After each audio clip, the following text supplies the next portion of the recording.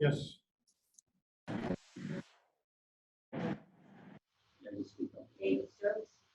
Here.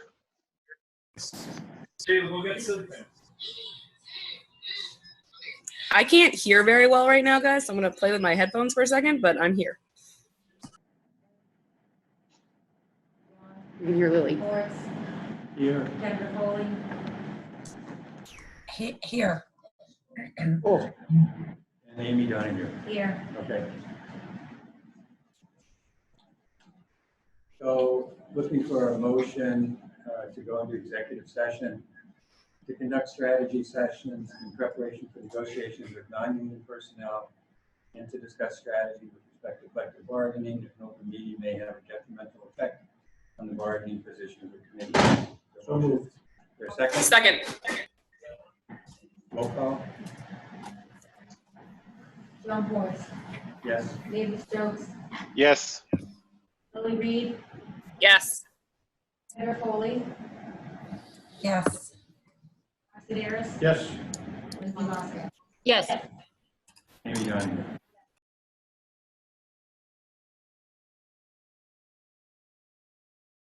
So we're coming back to the school committee meeting. I apologize for running a little late. We had an executive session prior to the public session, and we had to do some changes with the Zoom in order to have that executive session, so we had to go into a different Zoom. So now we're back on the agenda, and we're to item Roman numeral number 4, which is the teaching and learning showcase. And we're going to start with the superintendent providing an update on the school reopening plans. Excellent, Dr. thank Nelson. you, fabulous. So today we are just actually going to provide just a pretty brief overview of what the next 5 weeks are going to look like here in the Watertown Public Schools. I would also mention that on the Zoom this evening, we have most of our principals, if not all. I didn't get a good shot at looking to see who was there, along with Dr. McGinnis and Kathy Damaris, the Director of Student Services. So along the way, they will be adding as needed, but certainly I just kind of wanted to highlight once again the next 5 weeks. So week 1, which is where we're at right now. So one of the big things for week 1 is tonight, the enrollment form for the Watertown virtual school is due.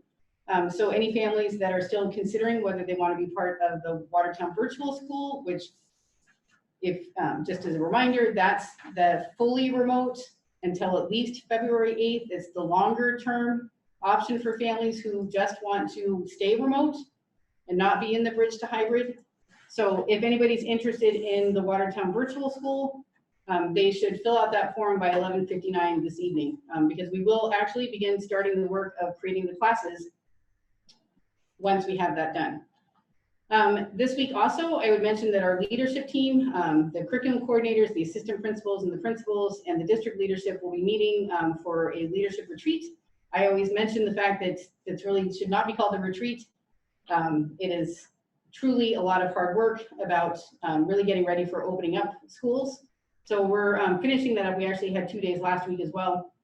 We're doing the leadership retreat this year in the Commander's Mansion tent. It makes it even sound more fancy. But it is outside, and we are all underneath the tent, and it's been great to be together to really getting ready for the beginning of the year. The other thing later on this week, I didn't want to get too many forms confused, but we will send out another, I wouldn't call it a survey, just a brief form asking families, who are in the bridge to hybrid if they have preferences around if they have twins, if they have siblings, if they want to be on the same cohort, if they want to be on opposite cohorts. If you have twins, you want to be in the same class. Normally we don't have twins in the same class, but there's a lot of intricate ways to try to set up our classes, and we want to make sure that we give parents a voice about how they would like to see the cohorts formed for their families. Additionally, we will, especially at the elementary level, if there's a reason for childcare that you want us to look at different cohorts for families, that is something that we will ask as well. So that survey should be coming out probably around Wednesday, but I don't want to get it confused with the enrollment for the Watertown virtual school. So our principals will continue to create class lists, especially at the elementary level once all of the surveys are in. we know, at this point in time, we don't know how many people are going to be in the Watertown Virtual School, but enrollment is looking pretty robust. So that is certainly something that we're going to figure out in terms of how best to assign staff, et cetera, to the students who are going to be in that virtual format.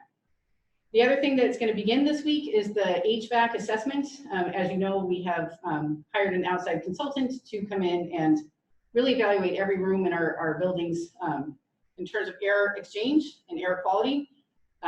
We are blessed and fortunate to have the Department of Public Buildings, and we have I've said this before, we have an in-house HVAC technician, which is very rare in a school system to have somebody that's here every day. So even with the assessment, we'll be able to quickly look at the recommendations and see what we can do. But along the way, we have somebody here all the time to address any issues that might arise. So that begins this week. It actually wraps up in week 2. They'll be back on Monday, but finishing up their evaluation, their assessments, and then the Buildings and Grounds Subcommittee will meet shortly after to review what it is that they have to recommend. In week 2, beginning on Monday, I can't believe it's right here, is new teacher orientation on August 31st. We are still in the process of hiring. We don't have the same large crowd that we normally would, but I know that we have at least 10, if not 12 teachers that will be starting in our new teacher orientation. That's Monday, and then we begin our opening days. Our opening days, September 1st through 3rd. We'll certainly lead off with a lot of training around, life and teaching in a pandemic. We have a keynote speaker that's really about mindfulness and staff health and staff well-being. We'll be looking at room setups within our buildings just to make sure that we don't have superfluous furniture for when it is that we move into hybrid. But certainly the focus is coming back together virtually and maybe a little bit in person in terms of, getting the year off right and acknowledging that we've all been through a lot in these last 6 months, and we have to take care of ourselves and we have to take care of each other. So that's kind of the theme of those first couple of days. And Dr. McGinnis is going to follow up a little bit later about that. One thing I wanted to mention is student registrations will open up. So, all that paperwork that you used to do in the past, we started last year with a fully online system. So we will open up that online registration again. It allows you to verify your contact information, fill out all your forms, and so that we're ready to start on September 22nd. Weeks 3 and 4. So Dr. McGinnis, you want to talk a little bit about the opening 13 days for staff? I would be happy to. So we have steadfastly and thoughtfully planned, constructed, and reconstructed each time that the Commissioner of Education drops some new edicts on our proverbial plates. A safe and welcoming cadre of days here for human connection, mutual support during our 13 days as we get prepared to welcome our students. We are also scheduling time. Teachers need a lot of time. Our staff members need time to set up, to procure their materials for at home, for working hybrid, all of the variations that we have, and time to process the information that will be learned in the ed tech sessions, et cetera, that we have, and time to plan together and collaborate. So the framework that we're using is in front of you on the slide. And Dr. Galston mentioned a little bit about this, but the first week is, staff well-being and wellness, and how are we going to keep each other safe physically and emotionally in the building and at home and connecting. So we're calling that first week keeping each other well, and it's all about human connection, safety, and equity.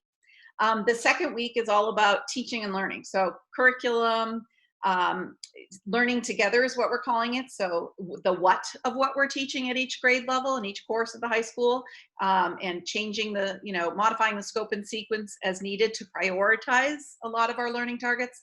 The how we're teaching it with a lot of ed tech sessions, some from consultants that we're working with and others from experts in the field. And those experts are our own staff members who have spent a lot of time on their own learning a lot of material that they're going to share in different ed tech sessions as well. And then also the third part of that is how can we support and lift each other up during this work? It's hard work, we know it. And it's increasingly hard because we have to meet students that a lot of us don't know because they haven't been in school in our classes this year. So we need to be able to support each other in this work. And finally, the last 3 days, the 17th, 18th, and 21st of September, that's our student staff and family connection time. So we'll have various meet and greets, a little different at each level. But that's so that we can welcome our students ahead of time and make them feel comfortable and provide our parents a lot of information along the way. We'll have the distribution of our technology in our one-to-one district, which we're so fortunate for. And we'll have student supplies that are sent home, especially at the elementary grades. Middle and high school would be more books, things like that. So that's all occurring in the final 3 days of the 13 days. Excellent. Thank you, Dr. McGinnis. And then week 5, stepping foot on the bridge safely. That is the key. So remember, we are in a bridge to our hybrid. So September 22nd, our schools will reopen for instruction remotely for all except our highest need students. Our weekly learning plans will be sent out to students and families. Our class community building will take place. Will be a deep dive into the learning platforms for our students and our families. That is our week that we are ready to kick it off and start school in this amazing 2021 year in ways that I know that people are going to be proud in terms of what we're going to be able to offer our families, our students, and our staff moving forward. So we're starting to get excited. It's been a lot of work to get here, but it is getting exciting to think about reopening school and knowing that we're going to do an amazing job for our families. So we have some more ongoing communication and engagement opportunities. Our principals continue to hold forums, chats, coffees, etc. I myself will be holding 3 more formal forums. There's one tomorrow afternoon. Don't let me start at 6 p.m. by accident. 3 p.m. and then September 1st at 6 p.m. and then September 8th at 6 p.m. Those are all inside of a link that is in the last newsletter and every newsletter I sent out called Community and Engagement Opportunities. And we'll ensure that those links are on the front page of the website as well for anyone who would like to come to the forums. They've been very helpful for us to hear the feedback from the families and the parents. It helps us to shape our direction, and trust me, I don't know if you've noticed, but we do make adjustments and make changes based upon the feedback that we hear along the way. So don't feel that it's not worth coming, because it is. Not only will you learn a lot about our district, but we learn a lot from you. So highly encourage that from our families. And then, that's where we're at right now. If you would like, we're here to answer questions. We have, again, the principals, the leadership team. Anybody has any questions, we're here to answer them. Okay, thank you, Dr. Golson. So let me start first. We do have on the agenda an opportunity for some public comments and questions on what was just said. We also do have public forum after that. If people have comments they want to make about other school-related issues, they can do that. Let me start first off with the school committee if they have any particular questions on what Dr. Golson and Dr. McGinnis just presented. Yeah, Lindsay. I had a couple questions they're both kind of related. So it's really about, so like after tonight, parents are sort of committing to how their kids are going to, if they're in this bridge hybrid or the virtual school or et cetera. At what point are parents like, I'm kind of wondering what sort of information package should they expect about, like, this is your kid's class, here's who's in the class so you can communicate with those parents, here's their schedule, here's their Zooms, like, are they going to get like one package, and when about should they expect? Like, I know all that's not worked out yet, but I kind of feel like people feel better when they have a sense of when that startup stuff will land in their lap. So I will, in my next update, I will send out information about that because I don't think that we have settled exactly on the timeline for that. I think right now what we've been waiting most for is getting the surveys done, so that we can start building our classes. We, ideally we'll get that accomplished as soon as possible because our systems depend on that. So like Google Classroom and Seesaw and all the tools that we're using need to have our class lists. So not only is it important for the families to know where they're going, it's also important for our teachers. I do think that it would be after the 1st of September for sure, because we do want to get our staff in to have a chance to help work with that. Under normal circumstances, you all know that we did step-up days and you knew what your classes were back in the spring. But given all of the complexities, we certainly held off on classroom placements for that very reason. So it'll probably be not until after Labor Day, but soon after Labor Day. Sure. I don't know if any of the principals wanted to add in there, but. Does that kind of also cover the schedules for the high school kids? They get classes in? Yes, yep. Yes, they, again, are waiting to build until they know what they're building. But luckily at the high school and at the middle school too, I mean, for the most part, the schedule is pretty much the same. I mean, you're gonna get the classes that you signed up for. They might not be taught exactly like they used to, but it's not like we're going down from a 7-period day to a 4-period day where you lose a lot of your electives. So, but yes, that's coming out too. For those on the school committee that are remote, you might use the electronic raise your hand, because I can't necessarily see you. I can see the 4 of us in the room here, but not the 3 of you. So any other school committee questions or comments? Okay, let me open it up to the public then, if they have any questions or comments, and just would ask you to try to keep your question or comment under 2 minutes, and recognize too, there's a community forum tomorrow and other opportunities. We have a full agenda, but I wanted to give people an opportunity if they do have any particular questions, or if there's something in the chat. There's one in the chat. So the question in the chat, and maybe Principal Martin might be able to answer this. So the question is, and I can answer it too, but maybe she might want to answer it. Our child is beginning middle school virtually, so we are new to all of this. Yes, the transitions, we definitely will be working with our transitions. Are there any electives that our son needs to elect, and how do we do this?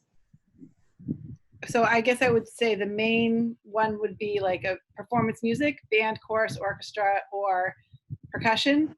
If you're coming from an elementary school, we probably already have that information. If you're new to Watertown, you can, we'll send something out, or you can email me and let me know if you're interested in one of those things. Other than that, any other enrichments or electives will be sent out to everybody as we figure out how they're fitting into the schedule. So other than that, you're all set. Everybody will get the same specialists: health, art, music, and tech ed, 1 per term, along with PE. Also, if you're new to Watertown and you haven't decided language, we have Spanish, Italian, and Arabic. So also maybe reach out to me and we can have a conversation about, or if reading is more your speed, reach out to me and we can have a conversation about that. Excellent.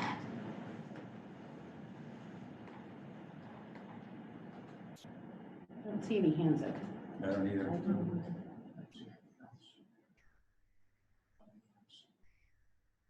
Or in the chat. Superintendents have done such a great job with their team. I'm suspicious. Putting this together. Any other questions or comments from the public? I would say that we've had very robust attendance at the forums. Yes.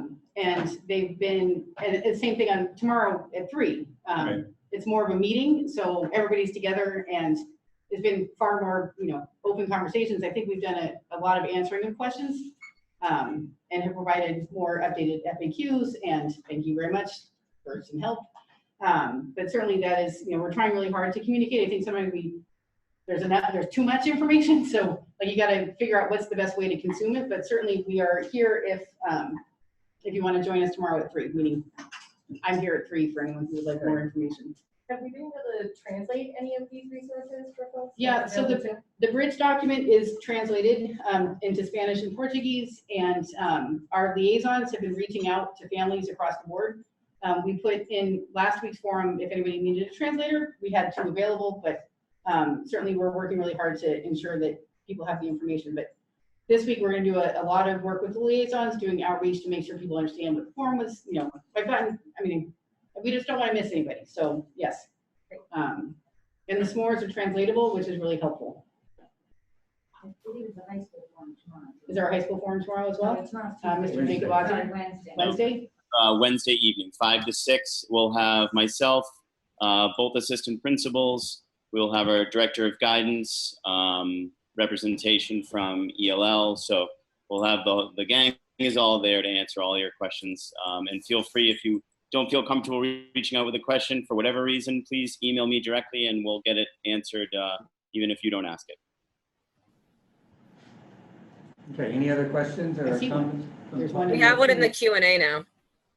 Is elementary school and high school both going to have half days for remote? So they're actually full days, but they're core academic until 12:15. And high school, I think, is till 1:05. What time are you ending the core academics?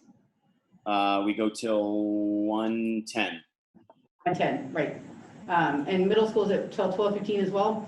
But that's just a transition to have lunch, and then you hop back on to do either independent reading or independent science and social studies, applied science and social studies.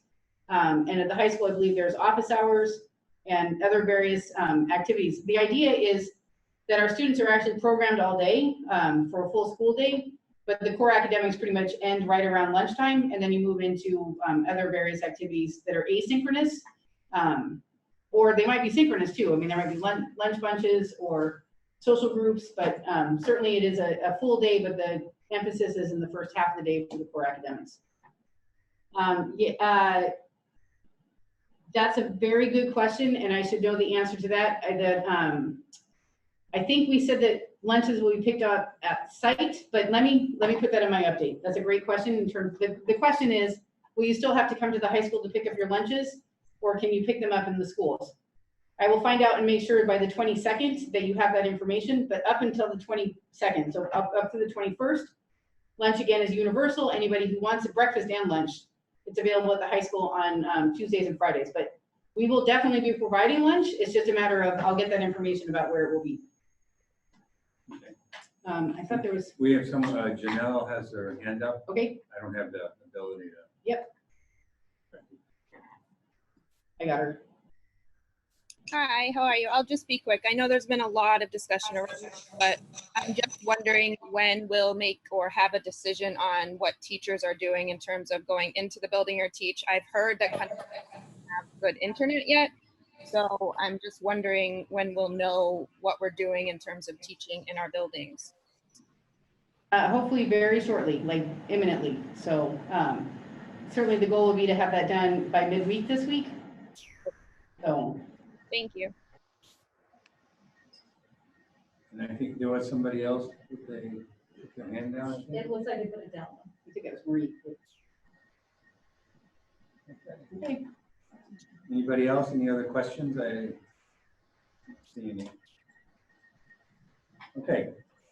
Just want to thank everybody for participating here. And just point out that as the high school principal mentioned, that all of in addition to the community forums that Dr. Galson mentioned, individual schools are having forums. So at the high school is on Wednesday, and there's others that are scheduled. So you want to take advantage of those opportunities as well. Next on the agenda would be actually the public forum. If anyone wants to speak more broadly about any particular issue that they might have related to schools. Anybody? I guess this would also be raising your hand if you had interest in speaking. I don't see anybody. Okay. We'll move on to our action items. We have the first action item is the school calendar. And so this is a change in the calendar. Obviously we have, the opening has altered the calendar, and so it's come back to the school committee for discussion and a vote. The major change is just the change in the start date. The rest of it stays more or less the same. Well, it actually went to 100, from 180 to 170, so that changed as well. So Dr. Gulf. Yeah, so excellent. Again, the most important highlight here is that the first day of school for instruction is the 22nd. But you will notice that along the way, we have added the different ends of terms. They have shifted as well because we started a little bit later and the year is 170 days. So we have yet to determine like dates and times for, say, conferences or when we're going to distribute report cards. We will get there. But right now, these are the most important dates for families in terms of, you know, holidays. And, you know, the last day we're trending to the 18th.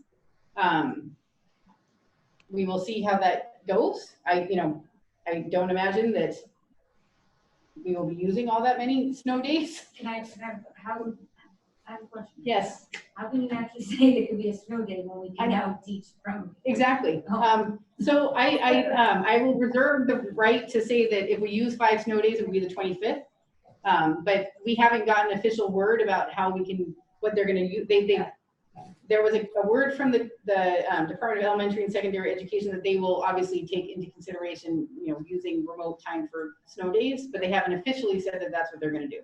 So Up to now, that was not allowed. it was, if you could get a waiver, you could apply. You guys were Blizzard in a bag in Wakefield, I think. But then, they disbanded. yes, the year that we ended up needing it the most is the year they disbanded that, but, You could use 3. I don't know if we'll ever have snow days again, quite frankly. So, Okay. if you think about it. So any other questions on the revised calendar? So is there a motion to approve? Make a motion to approve the revised calendar. Second. Any other discussion? We have our roll call? David Stokes, Yes. Lily Reed, Yes. Kendra Foley, Yes. Barris, Yes, Lindsay Mosker, yes. John Ford, Yes. Amy Donahue? yes. Okay. That's approved. Thank you. So can I just mention, there's something in the question and answer that I'd like to address? So there, and I apologize, Liz, that is something that the Anti-Bias Coalition had brought up, whether we would entertain the thought of changing Columbus Day to Indigenous Peoples Day. I certainly, it's something that we should discuss, you should discuss as a committee, but I certainly think it reflects a little bit more of what the day is. It's a celebration of the Indigenous peoples and what happened from Columbus coming. So I just want to say that I think it's something to discuss and that I would support a move to Indigenous Peoples Day. Okay. I think that'd be something we would refer to a subcommittee. Yes. Wouldn't that also have to go through the town? as a matter of fact, there's a request, I got a request a few weeks ago to look at this. Great. The town would be looking at this, I would say, before it would probably be in action from the school committee. Great. Okay. Okay. So it is on the radar to consider a change to Indigenous Peoples Day. Okay. Good. Thank you, Liz. Next item on the agenda is the Star Academy, which is a private school in Watertown, which by state law, the school committees, we required to give its approval to a private school, the curriculum. And we've already done that, but they want to expand. So Dr. Goldstein.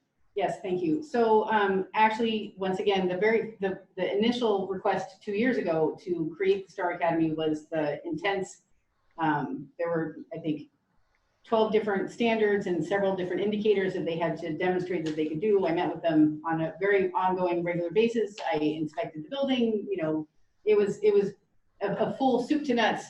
Do we think that the education they were providing would be commensurate to a public school education? And at that point, they definitely demonstrated that they were there.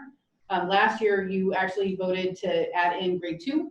And so now they're ready to go 3, 4, and 5. So they provided me with all the curriculum for grades 3, 4, and 5 for all the subject areas. And I would say that it's very well done, thorough, and I recommend that you approve their request to move on to 3, 4, and 5. There a motion to approve? So moved. Second. Second. Any questions, comments?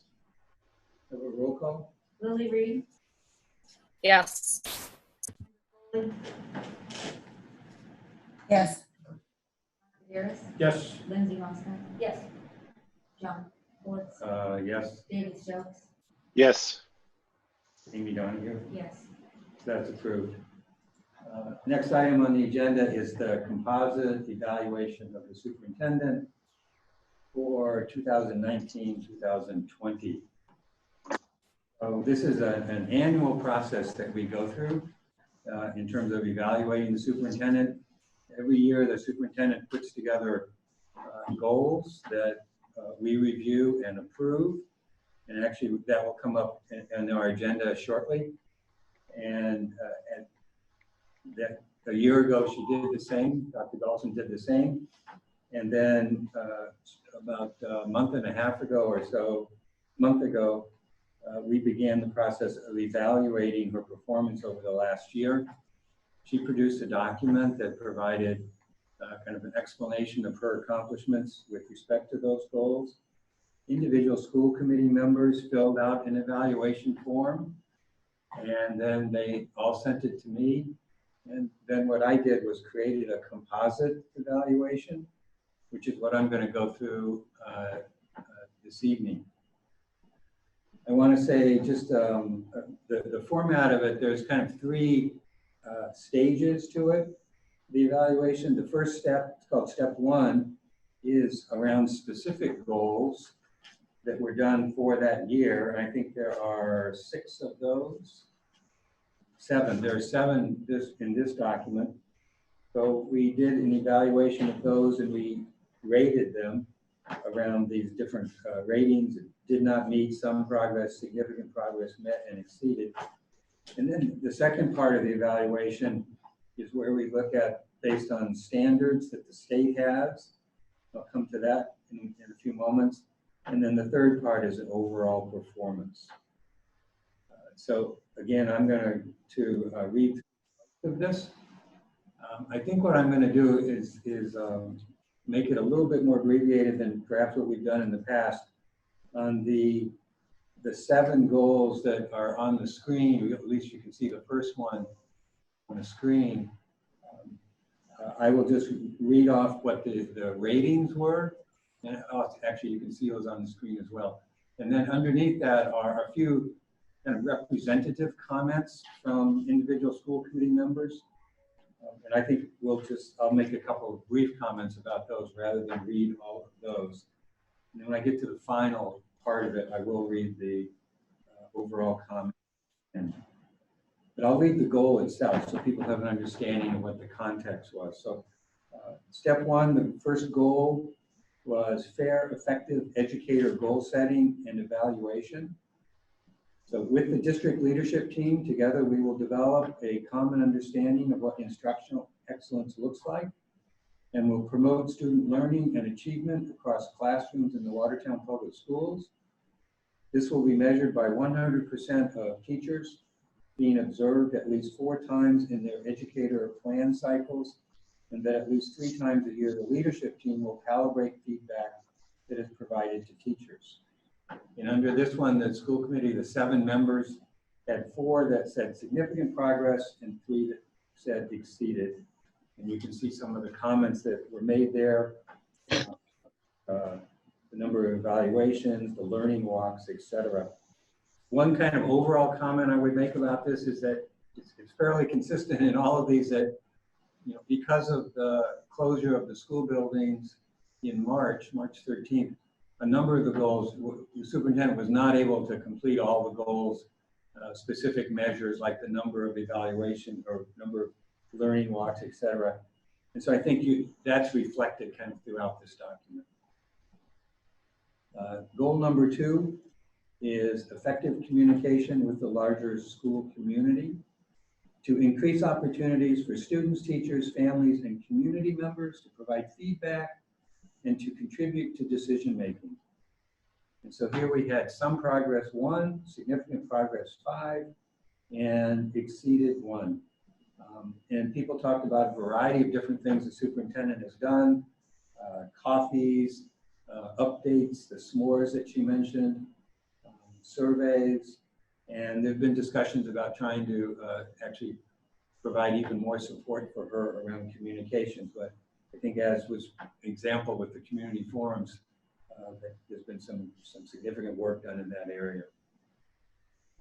Goal number 3 is building for the future elementary and high school project. Represent the Watertown Public Schools in the planning process for the building projects and facilitate clear lines of communication regarding the progress of the building projects via various methods available to the school department. And here we have significant progress 1, met 4, and exceeded 2.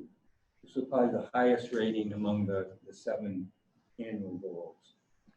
And a variety of comments about the work that the superintendent has done with the building for the future with the elementary schools. Particularly, I note there about the Conniff moving to Waltham, Conic West. That's been a big job for superintendent's been involved with that, along with lots of other people in the district. Goal number 4, systems and structures that ensure equity. Engage all WPS faculty and staff in embracing anti-bias and inclusive practices that promote equity and ensure all students feel valued and supported in their learning. And so here we have some progress 1, significant progress 6. So a variety of comments made about, supporting the important values in the community about equity, in the school district about equity, the Anti-Bias Coalition, and other activities. Goal number 5, increase student achievement for all students in Watertown Public Schools. To ensure the curriculum is articulated and aligned to standards pre-K to 12, and that teachers are provided with the necessary resources and support to successfully deliver the curriculum.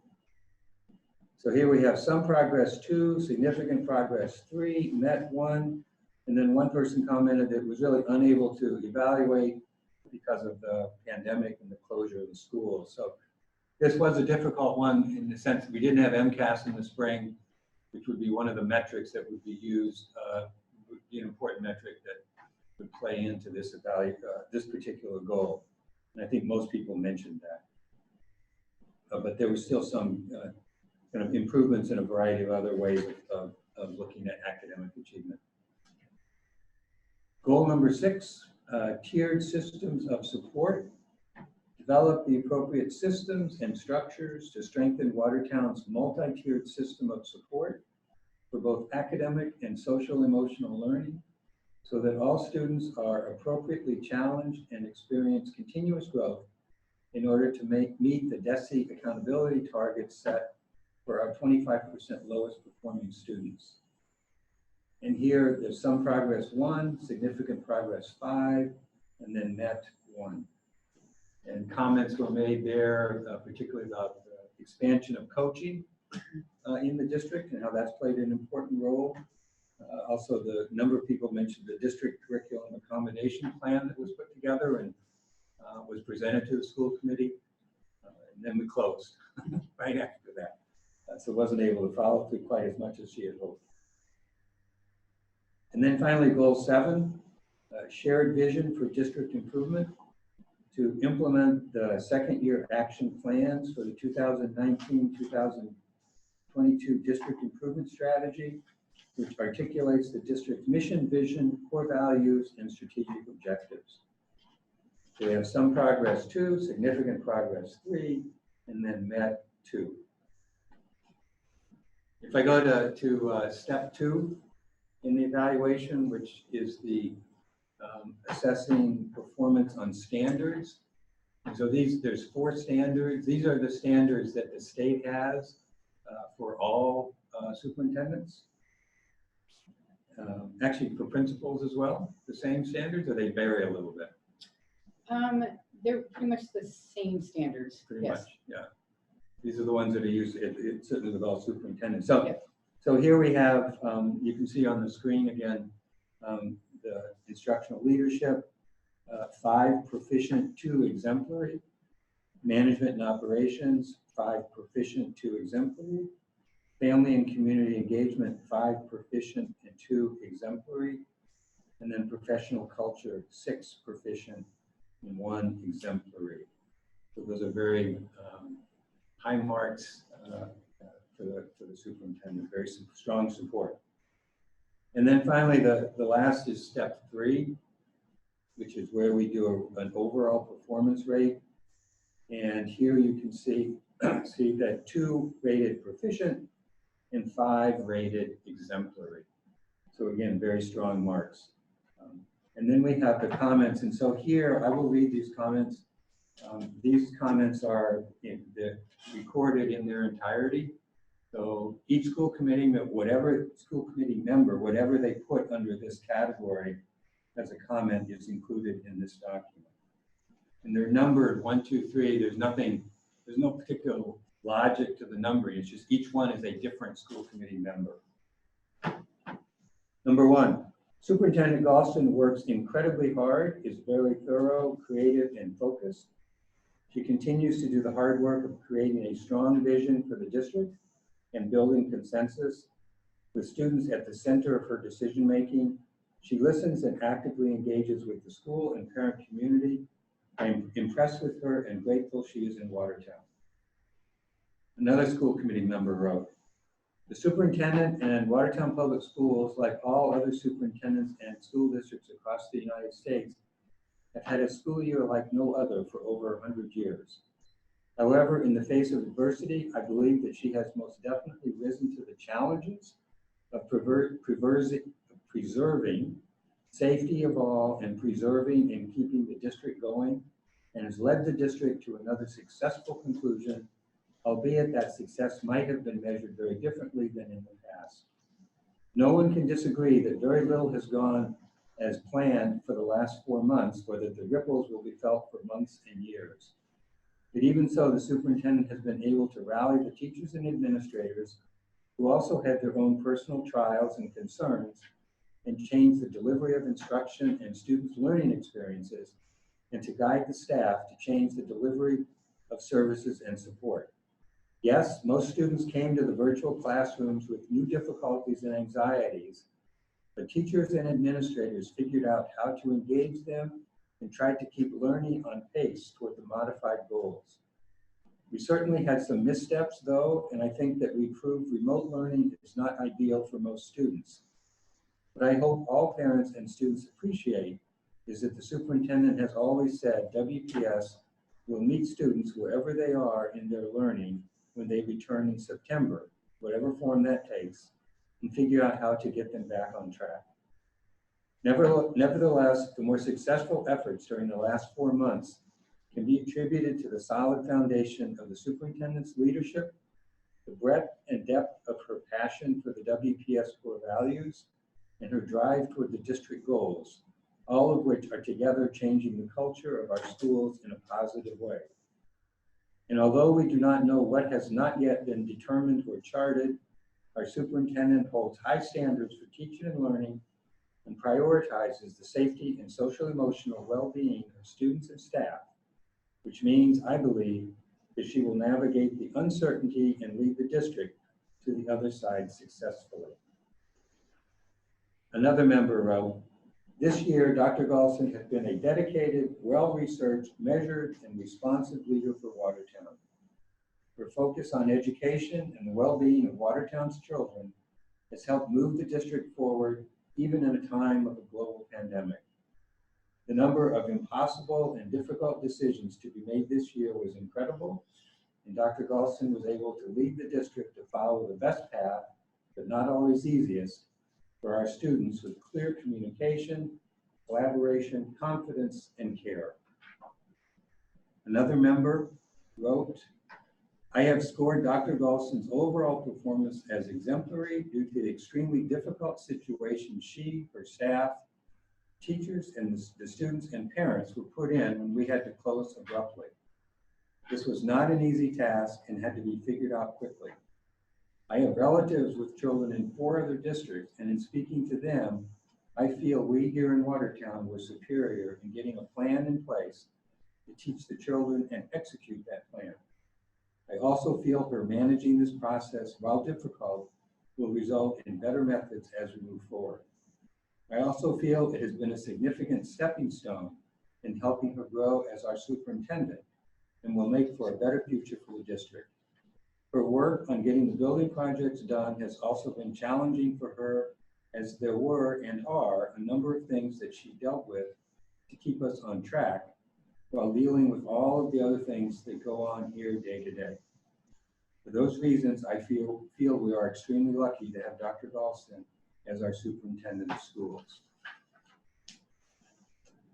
Another member wrote, given the current circumstances, Dr. Galston cannot and should not be evaluated solely on her goals and success in meeting them.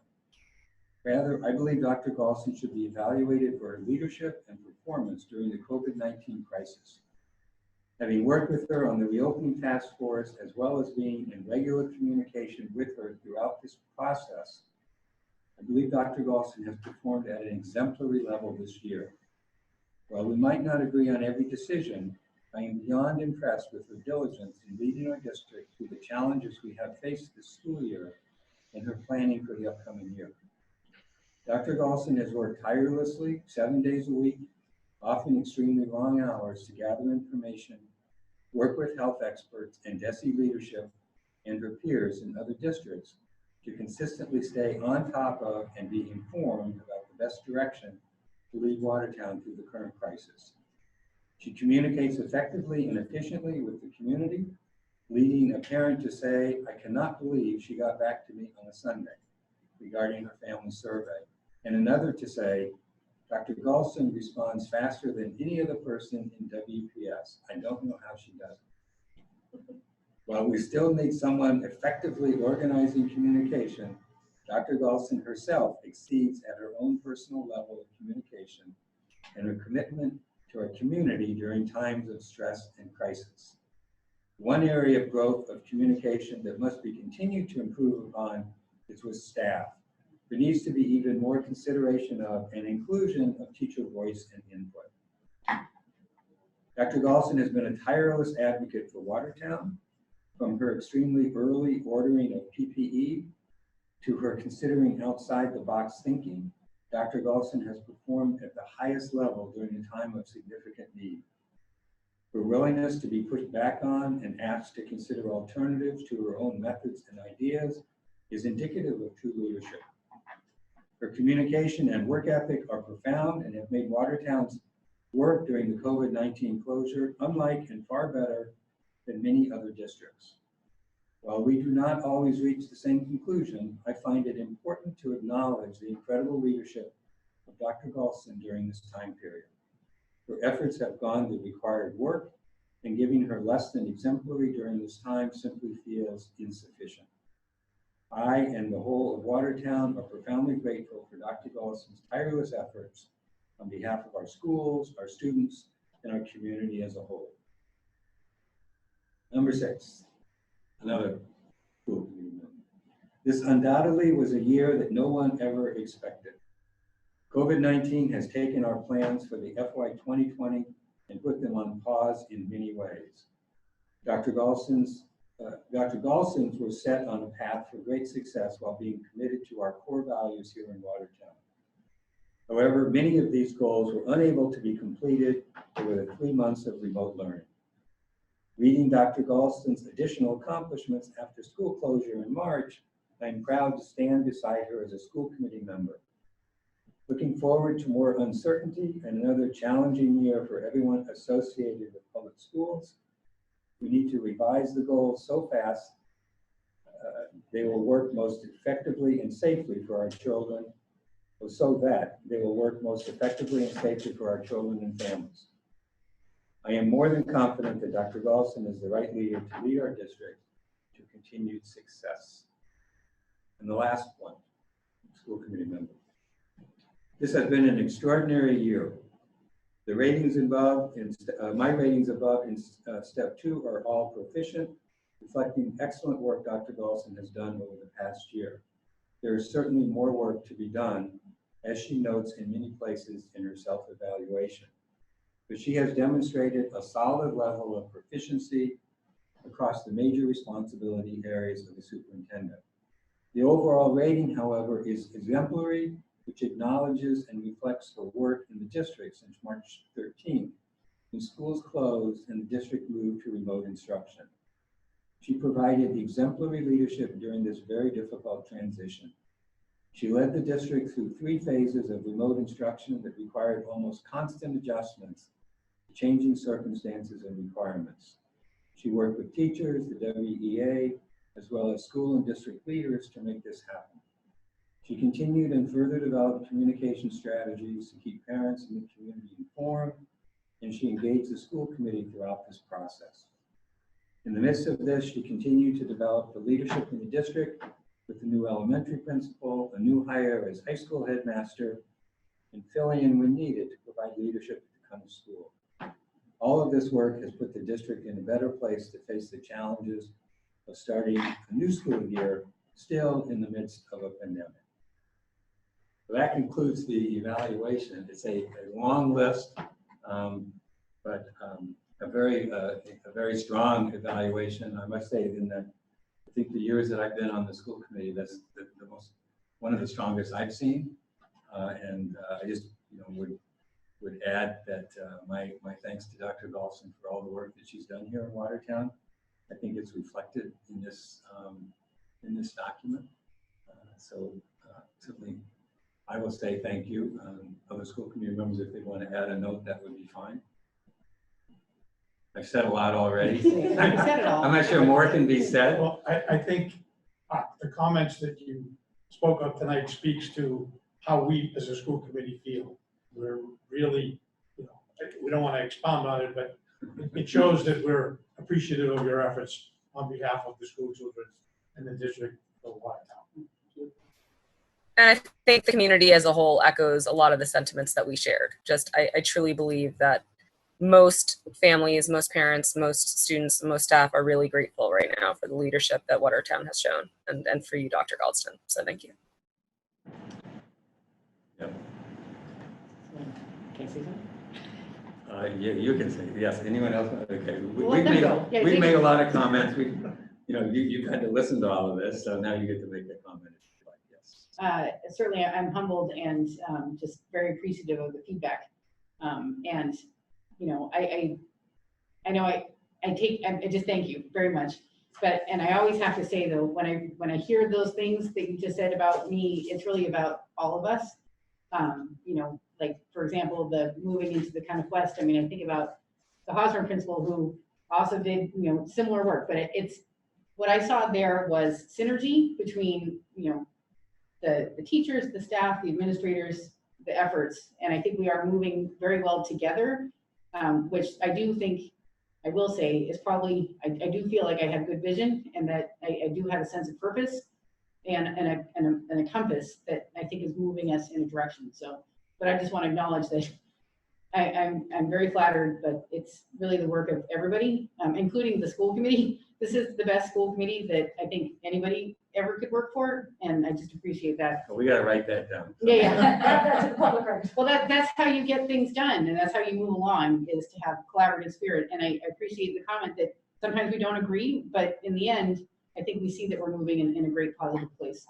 And there's things I can do better, and I will always be, constantly striving to get better, but I appreciate that we've come this far, and we're just going to go great places moving forward. So thank you. No, I agree, and I think teamwork, and you certainly make that a point. In everything that you do, there's always that element of teamwork to it. But the model that you provide and the leadership that you provide is what makes that team work together. So both are important. Okay.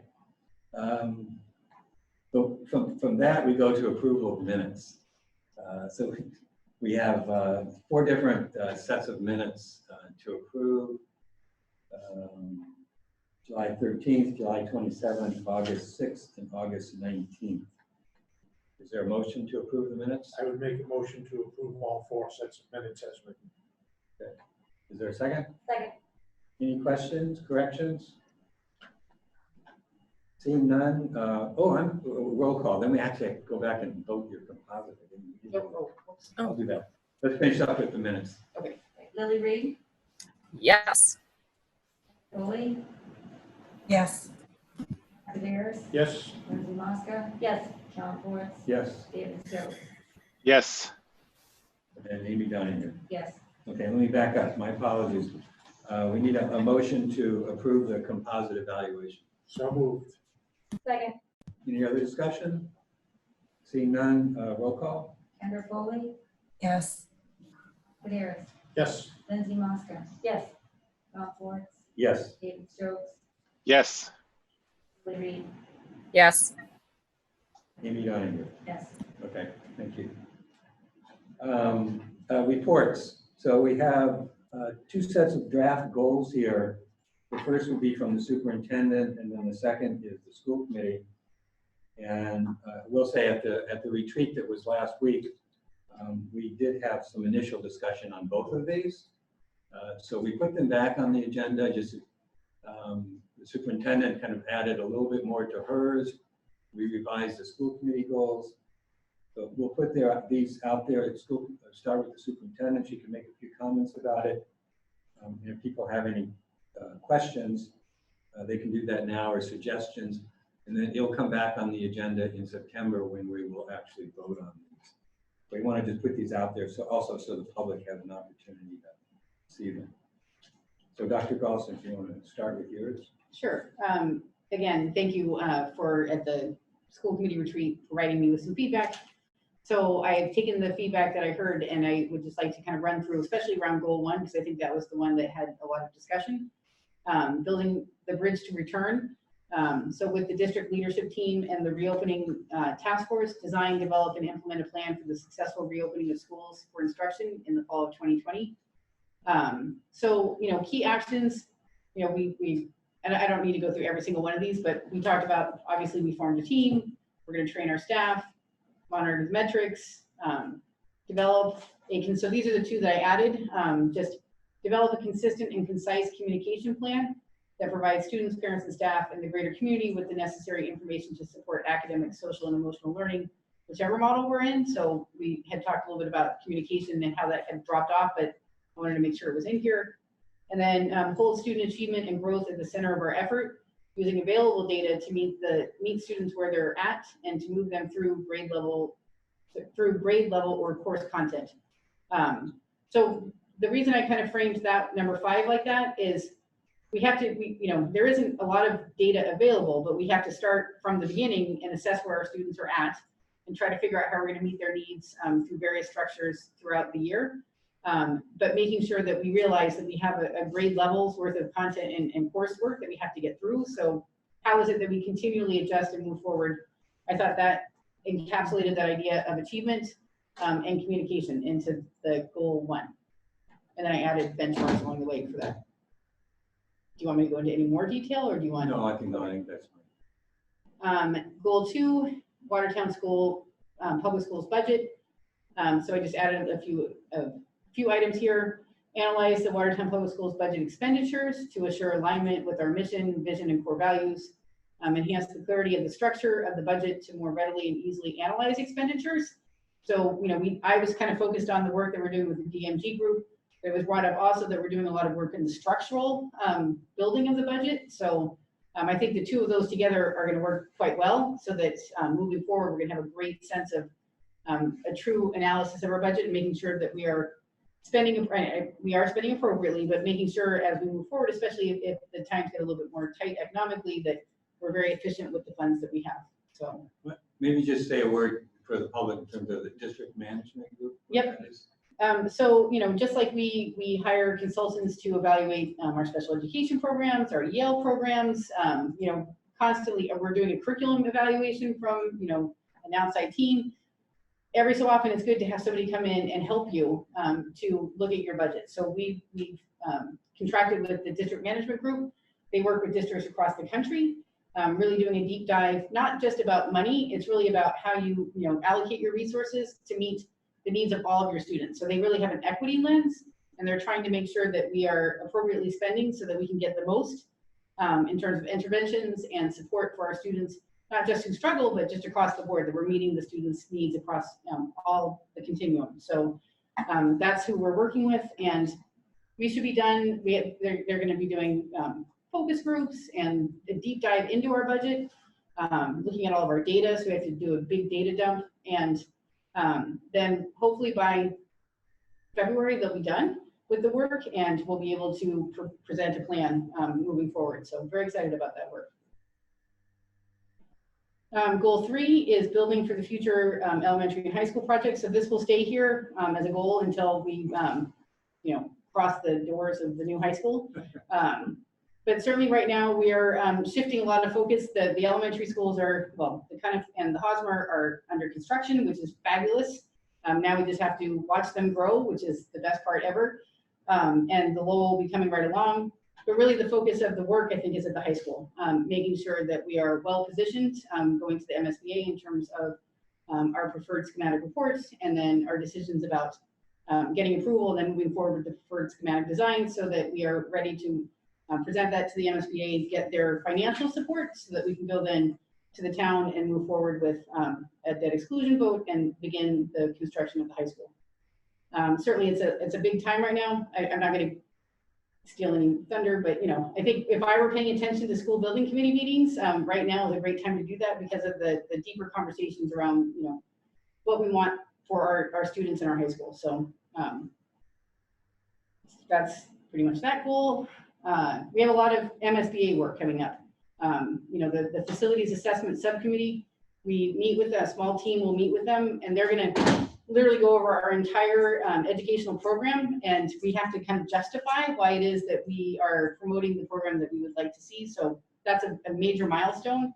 That and then the board meeting, in essence, to review the preferred schematic report. So a lot of work directly with the MSBA coming up. Goal 4 is around equity. So again, this is, I appreciated the comment in the evaluation that I don't know if you ever meet a goal on equity. It is something that you are always working on and striving for. So engaging all WPS faculty, staff, and students in embracing anti-bias and inclusive practices that promote equity and ensure all students feel valued in our Watertown Public Schools community. I'm going to actually amend that already and put ensure all students and staff feel valued in our Watertown Public Schools community and supported in their learning. So a big, one thing that came out of the summer with the, obviously the heightened awareness of racial injustice is working on a district-wide anti-racism pledge. So that is something that actually students have put forth, and we are working with them to try to figure out how it is that we commit, not just as the leadership team, but students and families and everyone to live really an anti-racist way of life. So very excited about that. We continue our work with our equity team. One thing that we are obviously committed to is recruiting and hiring staff of color. And we are looking into, actually tomorrow is the first day we're meeting about developing an anonymous bias-based incident reporting system. We have an anti-bullying anonymous reporting system, but extending that to also include acts of anti-bias or bias. So, and then we are going to launch on September 8th, just the beginnings of the read of How to Be an Anti-Racist by Ibram X. Kendi. So that's one of the book studies that we're going to engage in.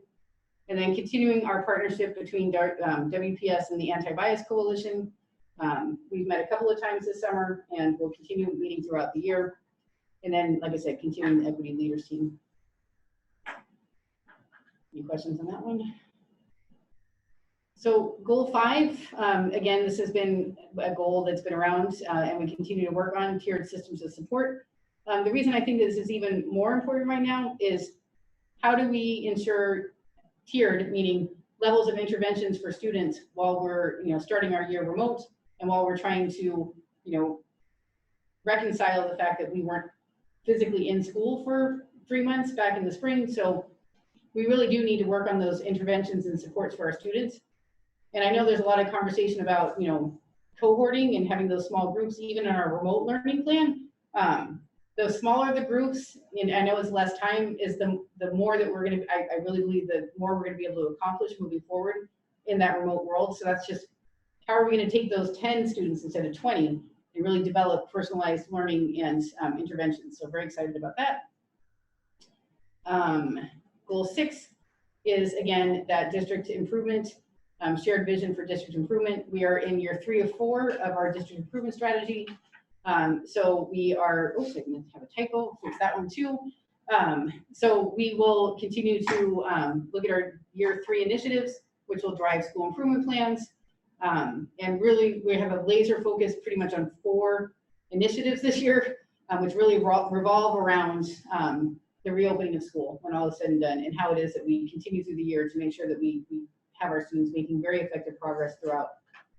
So those are my, one thing I didn't mention, the MTA partnership. So Mass Teachers Association has reached out to us and the WEA to work together to create a school quality framework that really goes well beyond MCAS in terms of how we evaluate and assess how successful we are and areas that we can improve. So we were going to get started, but then we're finding a date to start forming the focus groups because they're going to do a lot of focus group work as well. So I that's number 4 under the key action. Yes, yep. So I had a comment there. So which I think is very important because that leads into, we had a discussion about the annual report and I think this leads up to that. You put MTA rather than WEA. Well, the MTA was sponsored it, so yes, I will amend that, and not amend it, but I keep the fact that it's really an MTA partnership. Right. They've reached out to, I believe, 6 districts, so it's almost like a pilot program, and Watertown was one of the districts that the MTA approached. But certainly we need to add that really, when it comes down to it, it's the WEA and the district leadership and the team that'll be working through that with the MTA. Right, but I would also add the school committee in that one because Yes, I can. that's one of our goals. It's our second goal that kind of connects in with that. So I think that's one that we'll try to all do kind of collectively, if you will. Yes, I will amend that a couple of ways. Okay. Any other questions or comments that anybody wants to make on the draft goals from the superintendent?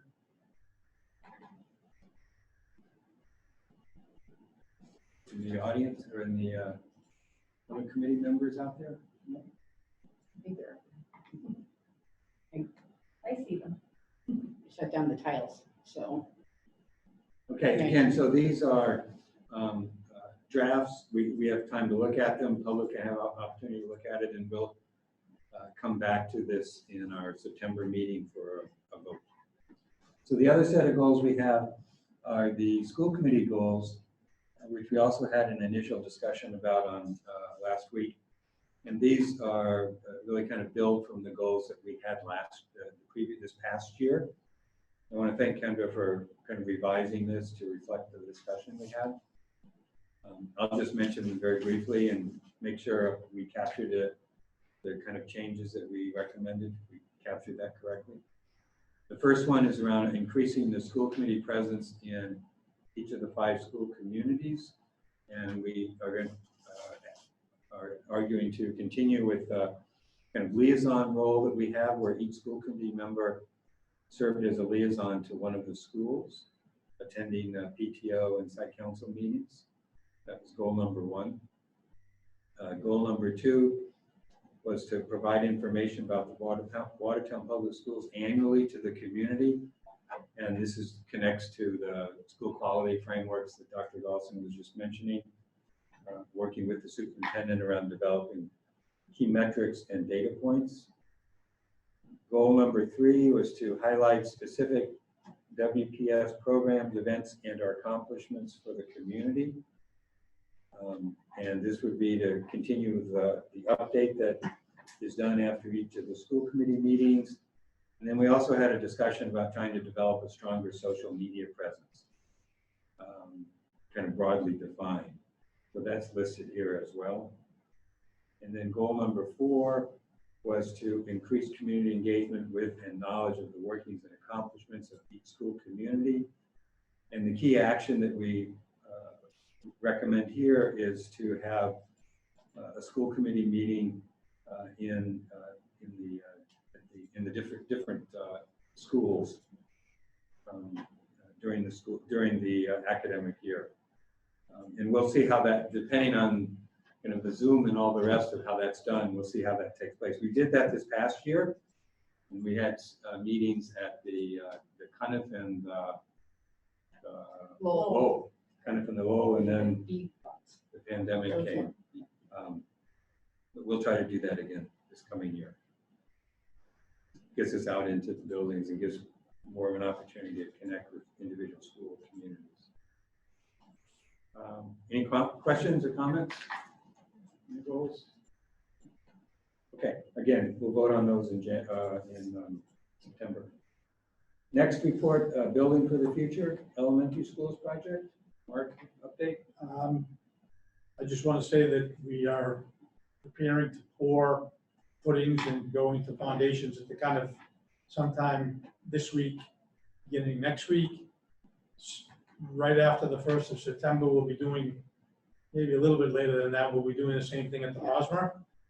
I'm working with the project manager who's thinking way ahead, and we're already looking at topping off ceremonies for the last pieces of steel. So These are moving along very quickly. And it's exciting to see when you go by and see what used to be there and how quickly it changes. So that's my update at this point. Okay, thank you, Mark. At the high school, anything you want to add? No, I think I pretty much summarized that in my goal. I must admit that I did miss that very important meeting, but that's all right. I think we're moving right along, and if you get a chance, I would recommend going in and looking at the presentations, because you really get a sense of what the school might look like wherever it ends up being sited. But it's going to be beautiful and fantastic wherever it goes. Mind if I make a quick comment? Yes, yes. I feel like we have a lot of participation in these meetings right now. Yeah. And this is really kind of specifically to parents of younger students in our district, is that the work that we're doing on this high school is like your children could be our first students in that school. And, you know, just as a parent myself in town, I think a lot, I'd love to see more parents, you know, attending our Zoom meetings and sharing their feedback and comments about what we're trying to do with the high school.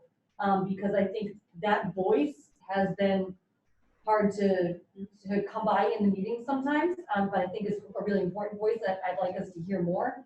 And I know everyone has been super overwhelmed and busy with pandemic and planning for what is going to look like for my kids.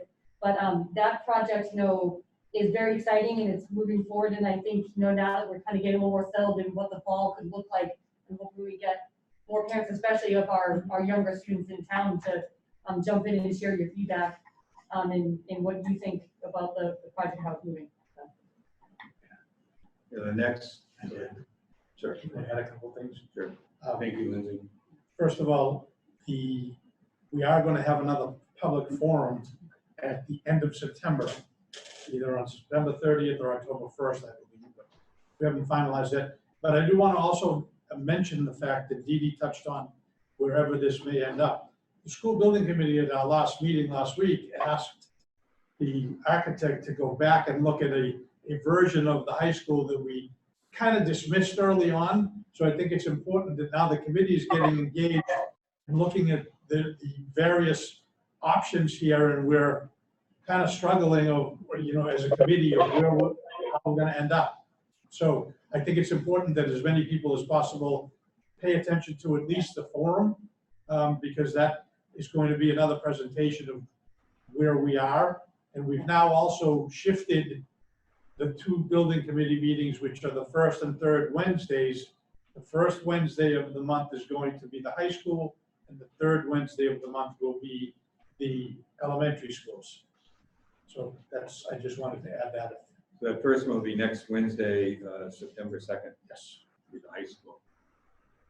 I'm not sure we're going to have a lot, but we're going to have a meeting. Any other questions or comments on the building for the future? Okay. We have a budget update. I see Heidi's here. Yep. I'm here. Thank you. I had sent the notice, a memo, although not the financial report, because we're still in the middle of doing our closing entries, and this is the final week that we'll be doing that for FY20, and the town is also finishing theirs to do a full close of the books estimated for September 3rd. So I just highlighted some of the things that have gone on more recently. You know, and as you could read, but for everybody else's sake that might be listening in, the negotiations for all 4 of our units within the WEA contract were settled and increases were paid. The Admin Assistance Association contract and cafeteria maintenance and custodial have yet to be negotiated, but we have encumbered the funds for next year to cover the FY20 increases. Under the expenses, there's quite a bit going on. So we always have some savings from different lines throughout the year, but it was just a very different spring, as you know.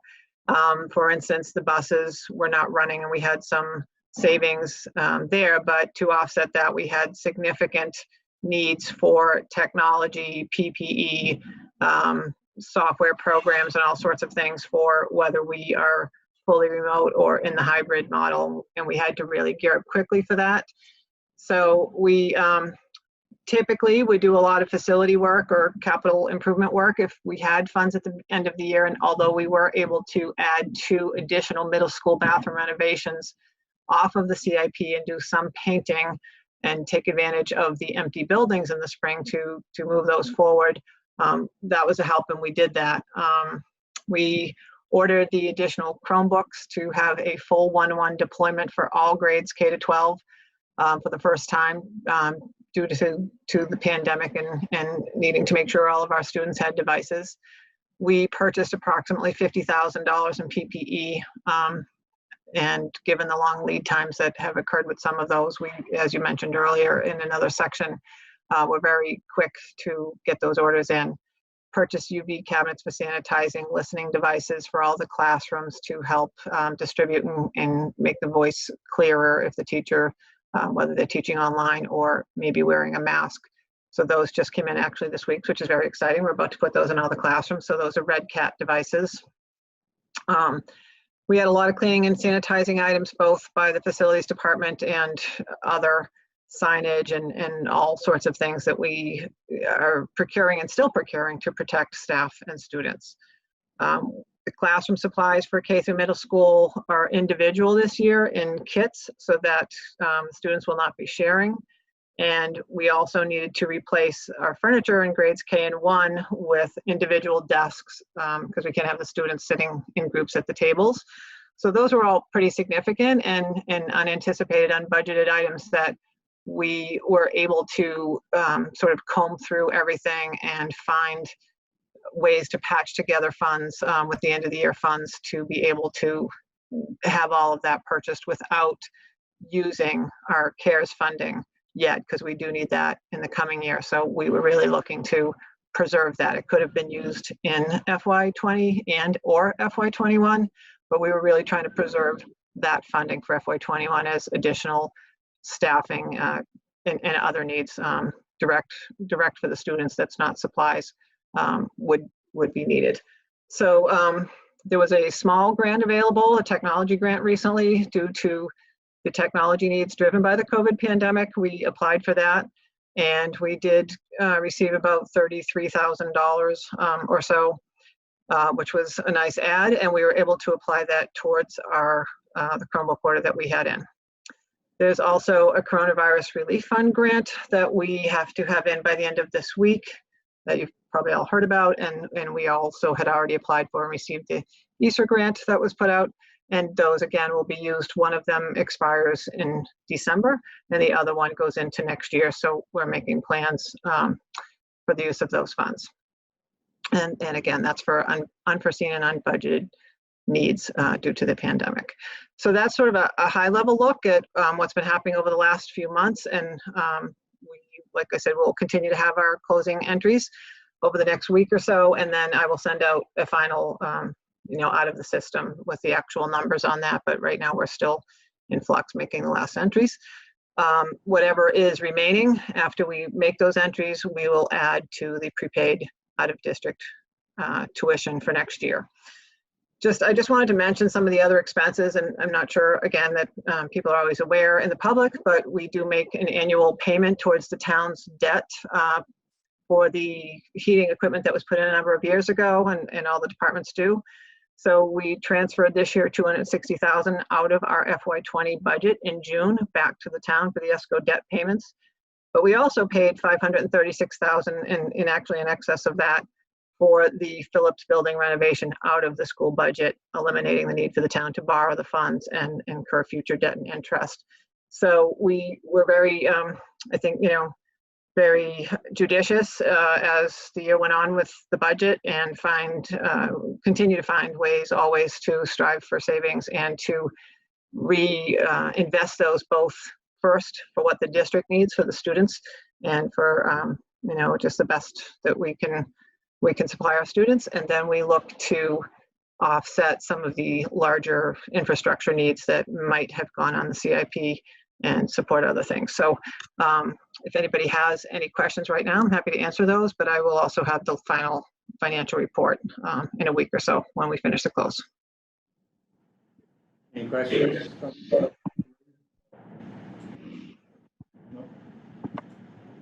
Okay, thank you, Heidi, for that report. It's impressive that we're able to kind of handle so much. Everything's new things being thrown at the district in terms of covering costs for this and that, and then, you know, doing all the work here in the Phillips building at the same time. So it's pretty impressive being able to keep on top of all of that. So thank you very much for all your work that you're doing in the budget area. It's very important for the district. Lots of districts, I think, are looking at, you know, negative situations or deficits of one sort or another, and I think we're managing our finances pretty well. Thank you. Thank you. Report school committee chair. I will just make a general comment. I just want to, you know, to the kind of educators, to the parents, to the community members, just thank them for all the input that they've been providing and the patience that they've been showing. These are certainly a challenging time, and you know, we read about what's going on in other districts, and some districts are struggling, some are doing well, but I think Watertown we're staying ahead of the curve here a little bit and trying to move forward. It's not always easy, you know, decisions have to be made, and everybody's going to have to kind of pitch in one way or another to kind of make it work. But I'm pretty confident, I'm very confident that we'll be able to do that. So again, I thank you for the input and the patience that you have. Dr. Golson, your report. It seems like I've said a lot tonight, and a lot has been said tonight. But in general, what struck me just hearing your appreciation of Heidi and hearing the evaluation, it's just kind of like just a statement. I do want to acknowledge that, you know, the central office team has been doing yeoman's work in the sense of what you've just seen encapsulated from Heidi's presentation is pretty remarkable. Like you said, the demands that came at us fast and furious between the budget being late and then all the buying that we had to do. But it's across the board. You know, I think our human resources director, Ken Drolazzi, you know, obviously due to all the complications around COVID-19 and teachers' concerns, et cetera, has been pretty much, I think, on Zoom calls for 24/7 for the last several weeks. You know, I think Dr. McGinnis for really trying to put together not only just the next 13 days, but the next 170 days when it comes to teaching and learning, and her team as well. You know, and Kathy Damaris, I think, you know, one thing that our parents of students with disabilities, along with our 504 parents or our, you know, and our ELs kind of fall between the two of them, but, you know, I think she's gone above and beyond in terms of holding coffees and meetings and communications and creating facts and trying to stay on top of the state's regulations, because they are, it's a spider web of intricacies that I'm just so, I guess my point is I'm just so pleased to have such talented people, not just in those four, but the principals and the teachers. And we couldn't do what we're doing in Watertown without the fact that we've gathered such a great, strong educational community. And I'm just very appreciative, you know, all the way down, because I don't think we could do this without our team. So very much appreciate everybody and all the work. Please remember that we have our forum. I have a forum tomorrow at 3, and we'll continue to have those forums every week. Once again, I'm just so proud to be part of Watertown. There is not a better place to work. There's not a better place to be. And I'm just so pleased that we're here to help such a great community, and just very thankful. So that's all I have to say this evening. Thank you, Dr. Wilson. Next would be new business. Let me mention, we have a couple of subcommittee meetings coming up. Both the policy subcommittee and the athletics subcommittee are meeting, and now it's on August 31st. Is that correct? September 2nd. Yeah. September 2nd at 4 p.m. And policy first? Yes. Yeah. Okay. And then athletics would be at like 5 or something like that. It's the same group, so it'll follow right after. That's the plan. Yeah, go ahead. Thank you. I just wanted to mention one of the reasons for moving the meetings. I know that the state released its guidance around athletics. Certainly, you know, there's a lot of it's very complex in terms of athletics. One thing, you know, we're part of the Middlesex League, and this morning the Middlesex League superintendents and the athletic directors actually all met to discuss and to think about what we might be able to offer within our league. But we are not prepared to be able to digest all of that information, and there's still more regulations and guidelines that are coming our way. So that's why we have to delay a little bit to have that conversation around athletics, because we're not going to be able to make a statement around what we feel is best for the entire Middlesex League until the 31st. So the 2nd is perfect timing for that. I just want to let people know. Yeah, so people are asking, what's happening with the sports in the fall and on during the year. And so the subcommittee will have the initial conversation September 2nd about it. They'll make a recommendation to the full school committee, which will meet on the 14th, which should be in time for any kind of fall sports activities. Because no sports can start before the 18th. No practices. No practices. So, so if those people that are interested and curious and wondering about the schedule, again, September 2nd for athletics, and then the policy subcommittee will look at a couple of new policies that are related to the pandemic, the COVID-19 situation, along with the handbooks for the individual schools. And then there also will be a buildings and grounds subcommittee, but we haven't scheduled that one yet, correct? No, I will find out what turnaround time the evaluation will take. I don't think it'll be very long. This is the evaluation of the HVAC, et cetera. Which is, it'll be done on Monday, but then they'll have to turn around recommendations, so Okay. shouldn't be very long. Okay. Any other new business from any committee members? Nope. So the announcements, Dr. Galson already mentioned the forums coming up August 25th, tomorrow at 3, September 1st at 6, September 8th at 6 p.m. and the school committee September 14th at 7. And public forum, anyone wish to speak in the final public forum? Anybody from the audience?